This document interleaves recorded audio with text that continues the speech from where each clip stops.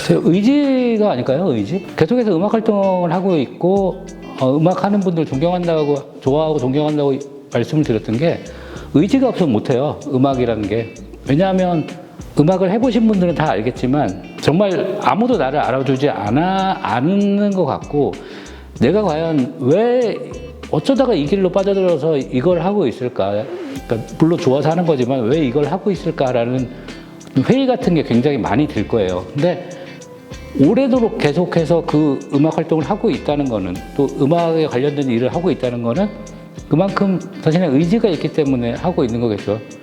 밀려가지고 물론 하는 경우도 있겠지만 그런 경우는 생활이 안 되니까, 밀려가지고 하는 경우는 안 되잖아요, 생활이. 내가 좋아서 내 의지가 있어서 다른 일을 해가면서 이쪽 음악 일을 계속 해 나가고 있는 거니까 그런 부분은 존경스러운 거죠.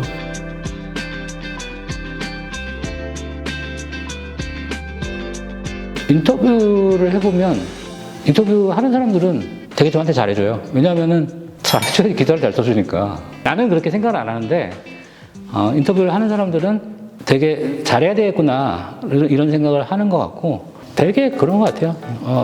특히 이제 연륜이 되고 음악적으로 어떤 게 좀 이루어진 사람들은 더 오히려 우리한테, 진짜 풋내기 기자들한테도 굉장히 깍듯하고 물어보는 질문에도 충실하게 대답을 해주시고, 물론 인터뷰를 하다 보면 그런 건 있죠. 어떤 질문을 던지든지 답변은 정해져 있는 거. 이렇게 얘기하다가 내가 준비한 답변으로 와서 이렇게 얘기하는 그런 것들이 있는데, 그거는 정리하는 입장에서 잘 정리해야 되는 거고, 근데 인터뷰를 할 때 안 좋은 거는 그런 것 같아요. 내가 인터뷰를 하면서 내 스스로 답을 정해놓고 인터뷰를 하는 경우는 굉장히 좋지 않은 인터뷰라고 생각이 돼요. 예를 들어서 신중현이라는 그 뮤지션을 인터뷰를 한다 그랬을 때, 나는 신중현의 음반 중에 이 음반은 최고의 명작이라고 생각해 라고 내가 생각을 하고 질문을 던질 때, 선생님이 생각하는 최고의 음반은 무엇입니까? 라고 했을 때 선생님은 나는 이 음반이 최고라고 생각한다 라고 했는데, 내가 질문을 하는 입장에서 그래도 이 음반이, 내가 생각하고 있는 이 음반이 최고의 음반이 아닐까요? 라고 이렇게 질문을 해가지고 답변을 유도하는 그런 질문들은 굉장히 안 좋죠. 왜냐하면 이렇게 질문을 하게 될 경우에 기사가 나올 때는 신중현 씨는 내가 좋아하는 음반으로 이 음반을 꼽았고, 그리고 이런 부분에서는 이 음반을 최고로 뽑았다라는 식으로 내 의도가 인터뷰와는 달리 들어가게 되는 거니까, 그건 안 좋다고 생각을 해요. 그렇게 인터뷰를 하려고 생각을 하고 있고.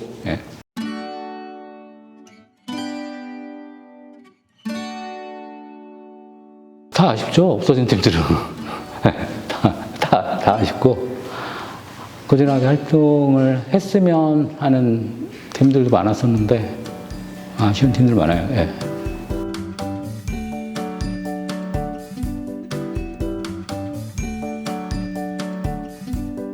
일반적인 사람들이 음악에 관심을 갖게 되는 데는 도움이 분명히 된다고 생각을 하고요. 저 같은 경우에도 친척들을 만나고 해도, 오랜만에 이제 만나고 해도, 제가 음악 쪽 일을 하고 있으니까 나하고는 화제거리가 같은 게 없으니까 얘기를 꺼내는 게 TV 오디션 프로그램으로 얘기를 꺼내서 이제 얘기를 하게 되는데, 플러스가 되는 측면도 있고 마이너스가 되는 측면도 분명히 있다고 생각을 해요. 플러스가 되는 부분을 많이 아실 테니까, 제가 생각하는 마이너스가 되는 부분은 잘하는 밴드가 와해되고 있다라는 생각이 들어요. 어차피 싱어 위주니까. 밴드 위주의 프로그램이라고 하더라도 여기서 스타 플레이어를 배출해가지고 또 다른 어떤 밴드가 되니까 기존의 밴드는 와해가 되는 거죠. 노래를 잘 하는 어떤 뮤지션들이 이 TV라는 공간을 통해 가지고 보여지는 건 좋은데, 오디션 프로그램이고 서바이벌 프로그램이기 때문에 단시간 안에 내가 가진 많은 걸 보여줘야 돼요. 그렇기 때문에 기존의 곡을 리메이크 곡으로 승부를 많이 하는데, 리메이크를 하면서 원곡이 가지고 있는 어떤 의미 같은 거를 살려서 부르기보다는 이 한 곡으로 내가 뭔가 내 기량을 제대로 보여줘야 되기 때문에 원곡과는 관계없이 노래로 편곡을 할 때 드라마를 만들어 버리고 내 가창력을 뽐내기 위해서 음표를 더 위로 올린단 말이에요. 그런 걸 보면서 이거는 음악이 아니라 어떤 예전에 묘기대행진? 묘기를 보여주고 하려고 이 사람들이 나온 건가라는 생각이 들 때가 있거든요. 오디션 서바이벌 프로그램들은 해외에서 거의 온 프로그램들인데 미국에서 처음 시작했겠죠. 이런 게 들어오면서 물론 우리나라에도 전국 노래자랑이 있지만 근데 이렇게 들어오면서 우리나라에도 뭐 노래를 좋아하는 민족이고 하니까 잘 먹혀 들어갔긴 한 건데 해외에서 이렇게 오디션 프로그램, 서바이벌 프로그램에서 우승하고 한 팀들 보면 다르거든요.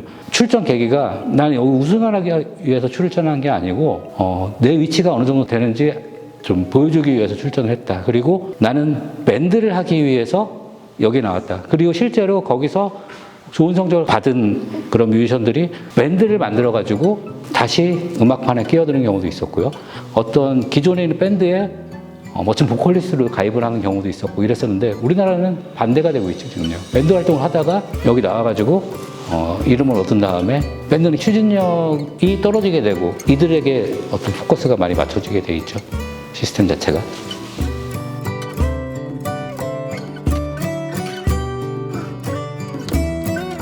지금까지 그래왔듯이 뭐 흘러가면서 계속 변화가 될 텐데 안타까운 부분은 그거죠. 지금은 플레이리스트의 시대고 음원의 시대인데 그 음원을 만든 사람들한테 돌아가는 수익이 적다는 거죠.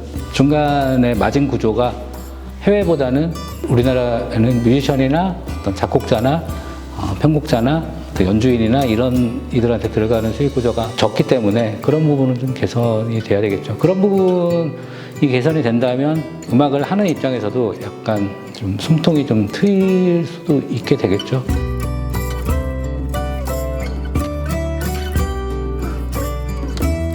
음악에 대해서 글을 쓰려고 하는 친구들, 내가 음악을 좋아하는데 내가 좋아하는 밴드가 있고 내가 이 음악을 좋아하고 이런 걸 좀 소개하고 싶다라고 하는 친구들은 요즘은 뭐 유튜브란 공간도 있고 아니면은 어떤 내가 글을 올릴 수 있는 공간들도 많으니까 평소에 좀 글을 써보는 게 중요한 것 같아요. 제가 좀 젊은 필자들도 많이 영입을 하고 싶은데 우리 때 글 쓰던 거 하고 비교를 해보면 뭐 라떼 얘기하는 것 같지만 좀 긴 문장에 약해요. 그러니까 잡지라든지 어떤 음악, 뭐 웹진이라고 하더라도 음악에 대한 리뷰 같은 거는 어느 정도의 분량이 있어야 되거든요. 안 그러면 누구나 쓸 수 있는 글이에요. 음악 좋다, 죽인다 이런 글들은 누구나 쓸 수 있는 글이에요. 답글로 한두 줄씩 쓸 수 있는 글들, 물론 뭐 한 줄 평, 두 줄 평 뭐 이런 거로 쓸 수는 있겠지만 평소에 조금 그래도 분량이 되는 긴 글들을 쓰는 연습을 좀 하시고요. 그리고 글을 좀 많이 읽으시고 남들이 쓴 글을 읽어도 많이 도움이 되고 글의 분량은 어느 정도 분량이 되는 글을 쓰되 한 문장은 글을 짧게 쓰는 연습을 많이 하셔야 돼요.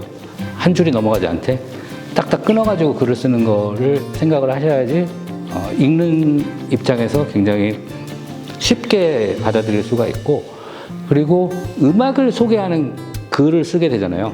뮤지션을 소개하는 글을 쓰게 되고 인터뷰를 하게 되는 글을 쓰는데 중요한 거는 그런 글을 쓴다면 누구한테 칭찬을 받더라도 야, 너 글 정말 잘 쓰더라 라는 칭찬은 칭찬이 아니다라는 생각을 했으면 좋겠어요.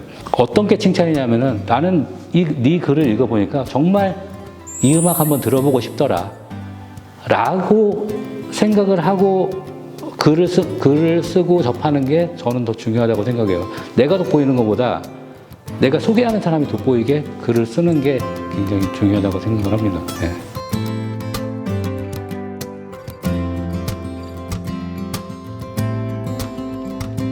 음악 플러스 페스티벌이 음악 페스티벌이라면 이 두 단어 중에 페스티벌 쪽에 플러스가 더 많이 되어 있다는 게 우리나라 페스티벌의 특징이고 그것도 어떻게 보면 우리나라의 한 문화니까 페스티벌을 즐기려는 사람들이 가는 문화가 된 거니까 거기에 대해서는 뭐 물론 나도 락 음악을 좋아하지만 락, 메탈 뭐 이런 거에 특화된 페스티벌이 있었으면 좋겠지만 지금 우리나라의 시스템으로는 또 우리나라의 팬층으로는 대규모 만들어내고 끌고 갈 만한 어떤 추진력이 없으니까 코로나 터지기 전에 강원 락 페스티벌이라고 해외 헤비메탈 밴드들이 모이는 페스티벌이었었는데 흥행이 너무 안 좋았던 기억이 있기 때문에 부산락페 G.O.D가 헤드라이너였어요.